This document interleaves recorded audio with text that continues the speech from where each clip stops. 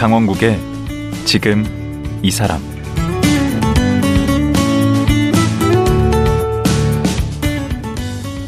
안녕하세요. 강원국입니다.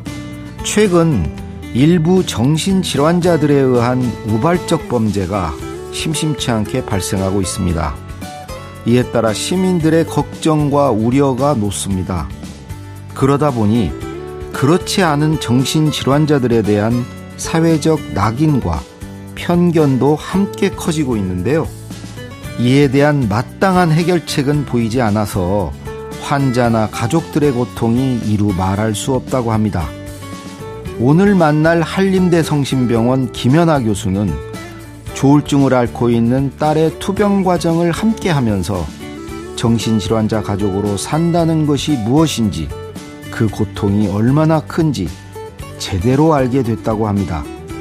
한림대 성심병원 류마티스내과 김연아 교수, 지금 만나보겠습니다.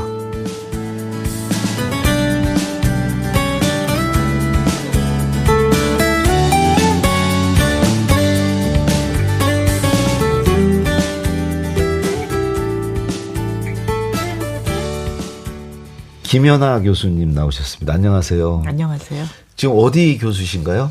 네, 한림대학교 성심병원 류마티스 내과 교수입니다. 예, 제가 사전 조사를 좀 해보니까 대학을 서울대 의대를 나오셨는데 그 해 입학한 해 전국 수석을 하셨더라고요. 뭐 이과 수석인데 너무 기억도 안 나요. 너무 오래된 일이라. 그리고 부군께서도 지금 이제는 작년에 하셨나요? 네, 같은 학교 나오고 서울대병원. 네, 서울대병원에서 신경외과 교수로 이제 재직하다가 올해 8월에 은퇴했습니다. 정말 남부러울 게 없는 삶을 살아오신 거네요. 그죠? 글쎄, 뭐 부모님들이 자랑하긴 좋죠. 아까 류마티스 관절염 이쪽 분야에서 또 유명하시더라고. 최고 권위자로 통하시던데. 아니요, 권위자는 아니고요.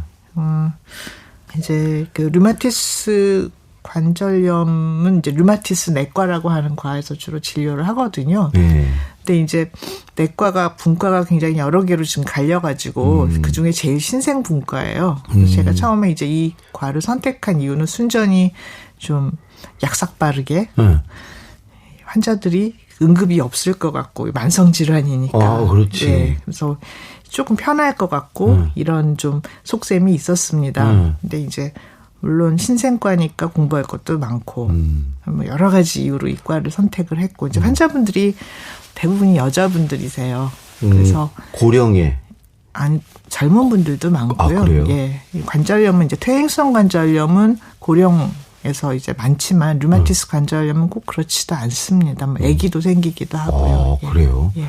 요즘 같이 좀 추워질 때들 많이 오시나요, 환자분들이? 그거는 이제 류마티스 관절염은 면역 질환이라 뭐 그런 시즌이 아주 명확하지는 않고요. 다만 이제 뭐 날씨가 추워질 때 혹은 뭐 습기가 많을 때 조금 더 아프기는 하세요. 그렇구나. 이게 완치가 안 돼요? 완치 안 되는데 완치되는 병이라는 게 사실 없어요. 지금 이게 너무 이 현대의료가 발전했잖아요. 예, 현대의료가 너무 허풍을 많이 쳐서 모든 병이 완치되는 것처럼 이야기하는데 절대 그렇지가 않습니다. 대부분의 병들은 만성 질환이라 그냥 가지고 관리하고 그렇게 살아야 하는데 예, 제가 좀 되게 난감한 게 이제 환자분들이 완치를 원하시는 경우가 너무 많아서 이거는 관리해야 하는 병이거든요. 그 부분에 굉장히 좀 환자분들과 의사들과의 그 괴리가 있습니다. 예. 근데 왜 이렇게 나누는 거예요? 우리 때 어렸을 때는 그냥 내과 하나만 있었는데 그때가 편했던 것 같은데. 참 따로따로 막 가야잖아. 의료가 자본주의 현장에 포섭이 된 결과고요. 원래는 대부분의 병은 그냥 내과라고 이렇게 할 필요도 없이 일반의가 보면 되거든요. 고혈압, 당뇨 이런 거는. 그죠? 근데 전문의가 보게 되고 전문의도 부족해서 이제 내과에서 무슨 호흡기 내과, 류마티스 내과 이쪽 저쪽 다 다녀야 돼. 다 갈라지거든요. 저 아버님 막 네. 여러 군데 다니셔. 왜 그렇게 됐냐면 그렇게 해서 보면은 짧은 시간에 환자를 빨리 처리할 수가 있습니다. 병원 측에서는. 그렇죠. 예. 그게 자본주의구나. 네. 그게 이제 뭐 아주 유명한 말이 있죠. 자본주의가 이게 원래는 직공이 물건 하나를 다 만들 수가 있었는데. 그렇죠. 예. 근데 자본주의가 이 생산성을 높이기 위해서 이 과정을 하나하나 다 쪼개가지고. 분업을 해줘. 분업. 예. 너는 몸만 치고 뭐 이러니까. 직공이 그냥 못 치는 것밖에 못하는. 지금 의사들도 비슷해요. 원래는 다 볼 수, 아주 깊게는 아니지만. 그렇게 배웠겠죠. 예, 깊게는 아니지만 다들 이제 어느 정도 진료를 할 수가 있었는데 이제 점점 세분화가 되니까 요거밖에는 못 보게 되는 이제 이런 문제가 있는데.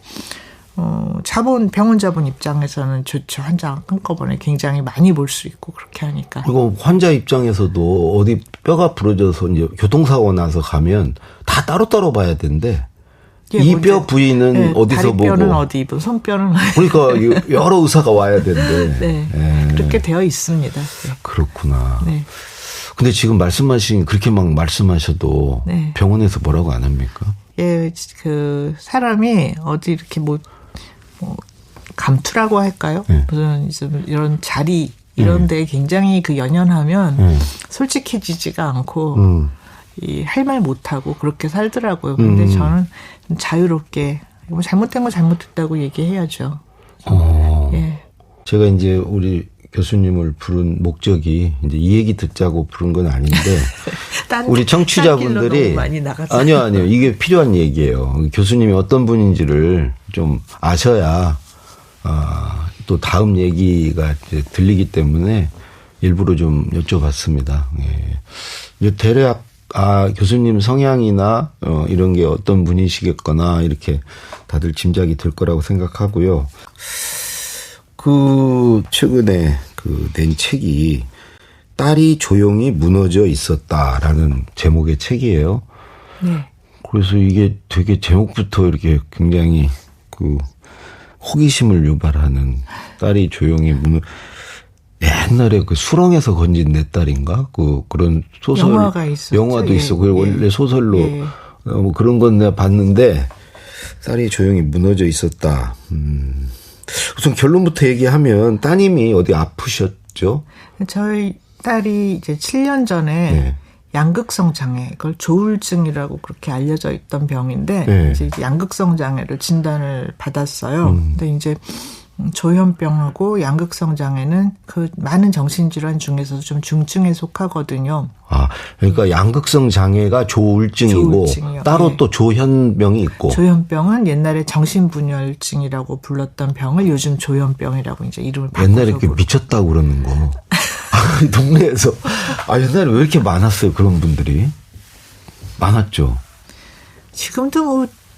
지금은 이렇게 뭐 밖에 적지는 않죠. 예. 그게 노출이 덜 돼서 아무래도 그렇구나. 이제 뭐 약을 좀 쓰고 해서 이제 많이 환자분들이 기능을 찾게 되고 그래서 이제 좀 적어졌다고 볼 수는 있으나 유병률이 큰 차이가 있다고는 보이지 않아요. 정신질환은 유병률이라는 게 환자가 잡으면 다 환자돼요. 유병률은 어떻게 계산되는 거예요?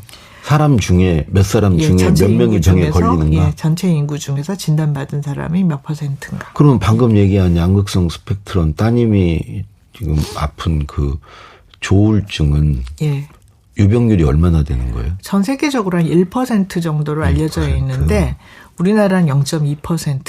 그러니까 우리가 그렇게 적은 게 아니라 진단이 안 된 사람만큼 많다는 거죠. 예. 우리가 지금 얼마나 힘든데 거기보다 적다는 게 난 이해가 안 되네. 저도 우울증도 걸려보고 다 해서 그런데 그러니까 조울증은 대략 짐작은 됐는데 어떤 병이죠? 그러니까 옛날에는 그 조증 상태로 주로 이제 환자들을 진단을 했어요. 그러니까 조증이라고 해서 막 환자가 굉장히 막 이렇게 기분이 붕 떠 있고. 그 좋은 상태 아닌가? 잠도 안 자고 막 여러 가지 일들을 막 하고요. 그래서 뭐 그 일이 굉장히 좀 생산적인 일일 수도 있지만 사고로 이어질 수도 있는 위험한 일일 수도 있고 막 이제 그런 조증 상태를 거쳐서 이제 또 갑자기 기운이 막 없어지고 굉장히 극심한 이제 우울증으로 가는 우울증 상태.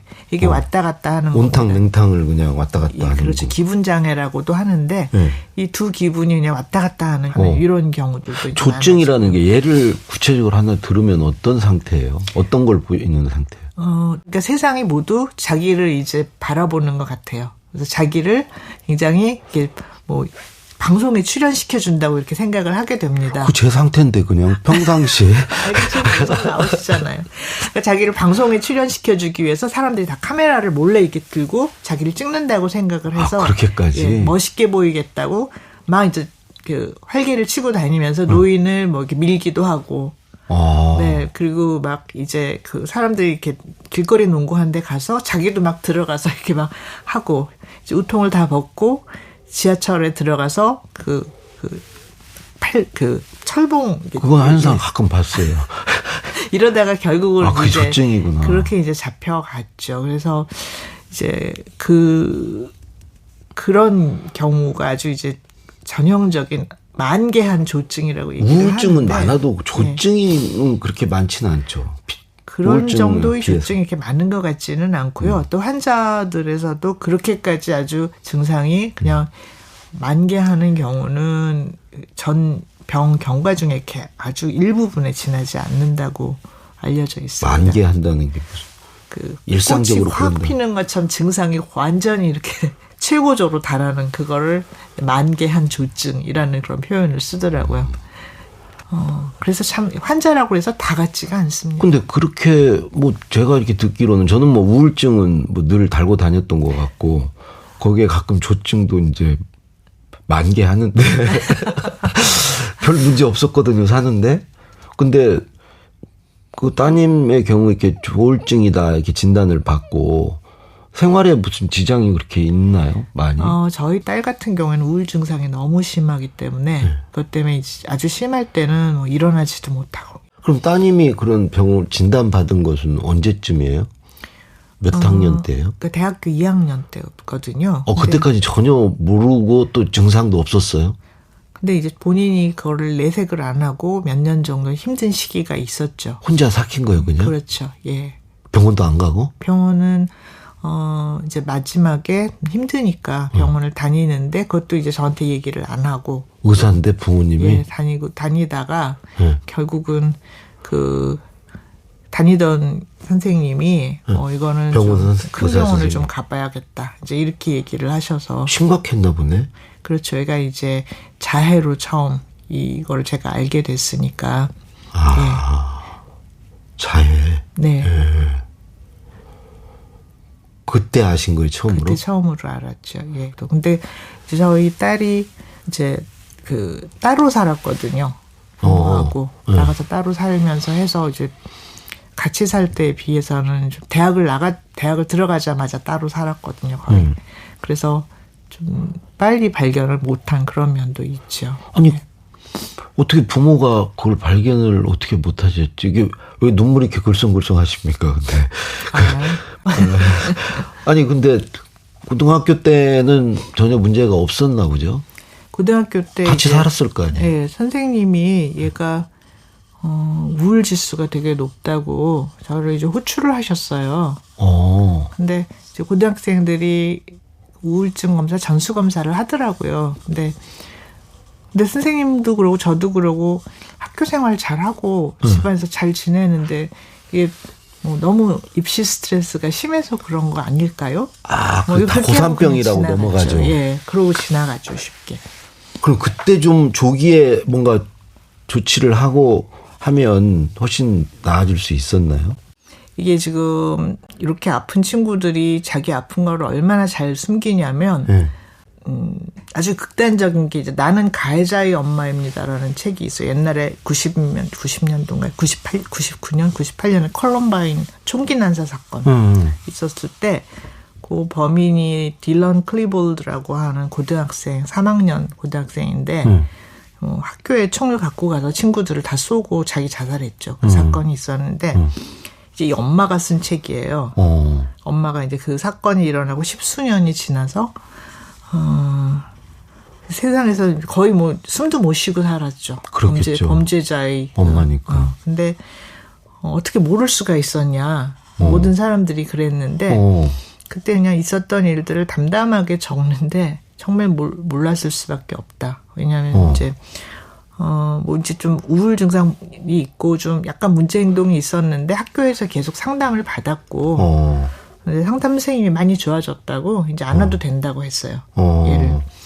그리고 이제 뭐 대학교 입학 결정돼서 굉장히 뭐 좋아하고 그다음에 이제 미국 고등학생들은 프롬이라고 그래가지고 졸업 파티가 있거든요. 이제 프롬에 가서 이제 여자친구하고 잘 놀고 와서 진짜 오늘이 내 생애 최고의 날이다. 이제 그렇게 얘기를 해요. 사건 3일 전에. 알 수 없네. 예. 그 친구도 조울증이었어요?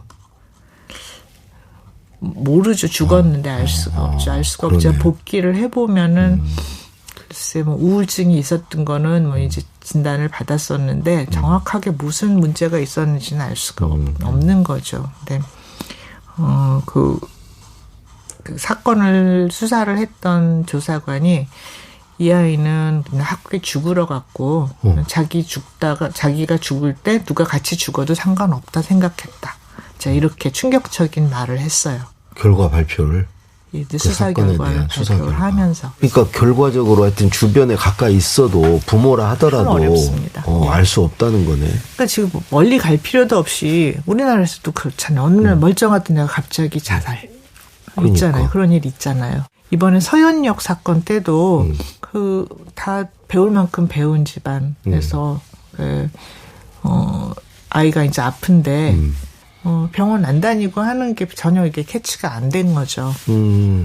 그러다가 얘가 이럴 줄을 부모가 알았겠어요. 알았으면 이렇게 안 했죠. 예. 그러니까 그때 이제 알았을 때 여러 생각이 들었겠는데 무슨 이제 굉장히 놀라셨을 테고 그게 이제 내가 어떤 그 잘못 키워서 이제 이렇게 됐나? 내가 얘한테 뭘 잘못했나? 이런 생각도 드실 것 같고 여러 생각이 들 것 같아요. 아무래도 부모 영향을 많이 받아서 그런 거 아프지 않았겠어요?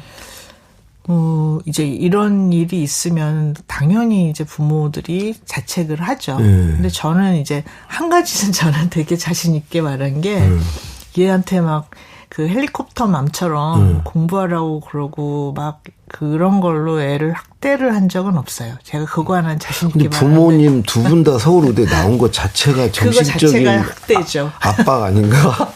그 이상의 어떤 강박을 느낄 일이 없을 것 같은데. 저는 좀 아주 뭐 빵점 엄마였다고 저는 이렇게 자신 있게 얘기를 하는데 애들 교육에 대해서 이게 지금 우리나라 교육이 항상 좀 미쳐 돌아갔지만 점점 미쳐가고 있다 생각을 했기 때문에 지금 이렇게 경쟁하고 이거는 정말 제정신이 아니다. 그러니까 너희들 뭐 밥이야 굶겠냐. 강요하고 그런 건 전혀 없었. 강요한 적은 없습니다. 그래서 그런 면 하나는 좀 제가 자신이 있는데 그 외에는 모두 자신이 없죠. 애들하고 시간도 제대로 못 보내고 이제 제가 너무 바빴기 때문에. 근데 뭐 원인이 있었을 거 아니에요. 우리 인생에 원인은 없습니다. 그렇게 무책임하게 얘기하시면 안 되죠. 무책임할 수도 있는데 근데 대부분이 병은 원인을 몰라요. 사실은. 그러니까 유전 반, 환경 반. 모른다는 얘기거든요, 이거는. 근데 뭐 그럼 유전병이면 유전자가 이게 있으면 100% 걸리는 것도 아니고. 이제 유전적인 원인이라 하면 정신질환은 유전성이 굉장히 강한 병입니다. 다른 병들보다. 근데 그렇다고 해서 뭐 부모가 병이면 자식도 병. 이건 또 아니에요. 그 병력은 쫙 보셨습니까?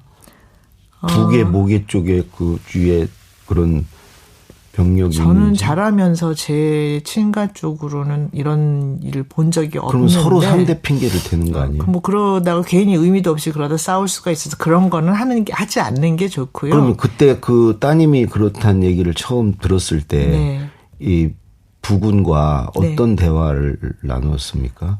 이제 저희 남편은 뇌과학이 이제 전공이니까. 딱 전공이시잖아요. 예, 전공이니까. 우리 저희 남편은 정신질환의 존재 자체를 조금 부정하는 입장이에요. 왜냐하면 정신질환을 누구를 낙인을 찍기 시작하면 한도 끝도 없어요. 다 정신질환이 소재가 있기 때문에 그래서 이것이 말씀드린 대로 스펙트럼 안에서 아주 심한 사람들만 진단을 받는 거지 뭐 얘는 환자, 얘는 정상 이게 안 된다는 경중만 거죠. 있는 거지. 그렇죠. 다 어느 정도는 갖고 있다는 거죠. 그래서 이제 그런 차원에서 저희가 이제 많이 병에 대해서 이야기를 했고 얘가 이제 그 중에서 조금 이제 이런 어려운 우울증이나 이것 때문에 이제 그 자살이나 자해 위험이 이렇게 높은 이런 상황에서 어떻게 하면은 우리 딸이 좀 삶을 좀 사랑할 수 있는 쪽으로 도와줄 수 있을지 주로 이런 얘기를 했습니다. 싸우지는 않으셨고. 아유, 싸워서 어떻게요? 둘이 같이 힘을 잘 합쳐도 될까 말까 하는 상황인데. 근데 진짜 싸우는 분들 되게 많아요. 싸우고 심지어 집안이 깨지는 경우도 있어요. 이렇게 되면은. 서로 핑계 남 탓하고 당신이 뭐 해서 그렇다고. 이제 가족 관계가 좀 위태위태한 그런 가정들도 많잖아요. 근데 이제 이런 일이 생기면은 아주 직격탄을 받으시는 거죠. 아니 보통 이제 뭐 아이가 학교를 좀 원하는 데를 못 가도 막 엄마가 자기 탓을 하면서 자기가 뭘 잘못해서 그런 것처럼 아무 부질 없는 거죠. 그렇기도 하는데 네. 더군다나 이렇게 아프기까지 하면 오죽하겠어요. 근데 우리 교수님은 전혀 자책은 전혀 없었던 것 같네요. 뭐 이제 제 일이 너무 많아서 제가 이제 대한민국의 엄마 자격이 없는 사람이 아닐까 하는 생각은 수시로 했기 때문에 그런데 그거는 제 문제라기보다는 이 애를 이렇게 들볶고 사는 사회 자체가 저는 문제라고 생각을 했고 저는 이제 굉장히 쉽게 대학을 나오고 운이 좋았던 사람이거든요. 근데 요즘 애들은 너무 가엾어요. 저는 우리 애뿐만이 아니고 정말 말도 안 되는 경쟁, 친구도 못 사귀고 잠도 못 자고 저는 이게 근본적으로 잘못되어 있다고 아니에요. 생각했기 때문에 에이, 그래 니들은 밥 안 굶어 그러고 좀 풀어준 면도 있는데 돌이켜보면은 애들을 이렇게 풀어주면서 했던 게 그나마 지금 결과로 그냥 애가 병을 앓고도 여기 이제 적응을 해나갈 수 있지 않았을까 하고요. 만약에 저희 같은 부모가 애를 들볶기 시작하면 정말 너무 저는 힘들 것 같아요. 부모만큼 따라와라. 저희 시대는 그런 말 되게 많이 들었잖아요. 부모님한테 내가 이만큼 했으면 너는 이만큼 해야 더 해야지. 예. 그게 아니라는 거죠. 시대는 계속 변하고 그리고 아이들은 요즘 더 잘하기가 어렵죠. 우리 때는 그냥 더 잘하기는 고사하고 예, 자기 혼자 자기 삶을 꾸려 나갈 수 있을 정도만 돼도 요즘은 참 잘하는 거라고 봐요. 저는 싫었던 게 참 자식을 트로피처럼 생각하는 부모 이런 부모들은 정말 싫었거든요. 그러니까 트로피라는 게 이제 자기의 어떤 그렇죠. 그 성과물. 뭐 저나 남편이나 평생 트로피로 살아왔는데 저희 둘 다 그게 싫었어요. 저희는 저희 자식들을 저희 성과물로 내세우는 그런 부모는 정말 되고 싶지는 않았거든요. 본인들의 성과가 좋으니까 그랬겠지. 아니요, 그냥 저희는 저희가 좋아하는 게 우연히 운도 좋고 시대의 그 흐름과 맞아 떨어졌을 뿐이지 아이들에게는 또 그 시대에 다른 삶이 있다고 항상 좀 유연성 있게 생각을 해왔어요. 그래서 그게 오히려 차라리 아이가 이렇게 아플 때 조금 헤쳐나가기가 조금 나았던 상황이 아니었나 생각을 하고요.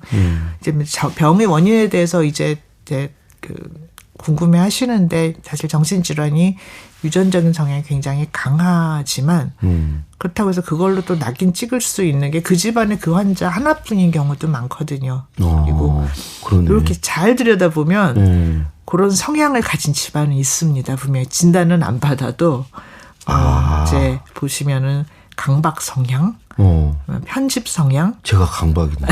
이런 게 있는데 이런 분들이 또 성취하려면 또 되게 잘 성취를 하고 그래요. 그래서 저는 이렇게 옛날에 학교 다닐 때 이렇게 공부하고 있으면 뒤에서 누가 쳐다보는 것 같아요. 그래서 돌아보면 없고 네. 계속 이거의 반복이에요. 네, 저 DSM이라고 정신건강의학과 선생님들이 진단할 때 쓰는 매뉴얼이 있거든요. 그거 한번 읽어보시면 얼마나 나하고 비슷한 게 많은지 알면 다들 놀라실 거예요. 그러니까 다 병이 있는 거죠. 제 책에 있는 챕터 중에 우리 모두 정신질환자다라는 챕터가 있는데 그러니까 정신질환은 모든 사람들에게 다 소인이 있지만 정도의차이고 진단받는 사람은 아주 거기서 이제 문제 행동을 하거나 이제 무슨 자살, 자해 이런 심한 사람들만 진단받는다고 이해를 하시면 되고요. 이제 환경 요인도 중요한데 그것은 가정 환경보다는 사회적인 환경입니다. 그러니까 부모가 애를 닥달할 때는 그만큼 부모도 사회에서 닥달을 당해왔기 때문에 닥달하는 거죠. 예, 그렇게 이해를 하셔야죠. 좀 사회에 대한 시선이 좀 삐딱하신 것 같긴 해요.